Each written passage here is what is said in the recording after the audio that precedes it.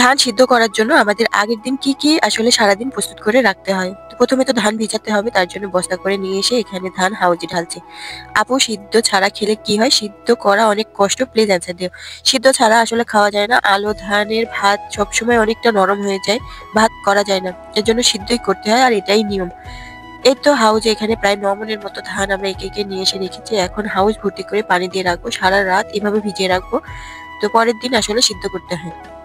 তো এই তো এখানে পানি দিয়ে রাখলাম, আর এখানে এগুলো হচ্ছে পেঁয়াজের চারা। কালকে এই চারাগুলো বুনবে, যার কারণে একটু রোদে দিয়ে রাখলাম।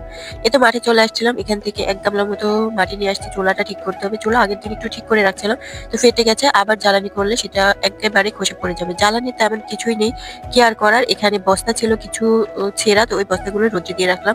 ওটা দিয়ে আসলে জ্বালানি করা হবে। এই তো চুলা ঠিক করে নিচ্ছি। এখানে এই চুলাটা ঠিক করার কারণে এটা ফেটে গেলে আর জ্বালানি করা যাবে না। তো এটা হচ্ছে রসের চুলা, গুড় করা হয়। তো আজকের মতো এ পর্যন্ত। আল্লাহ হাফেজ।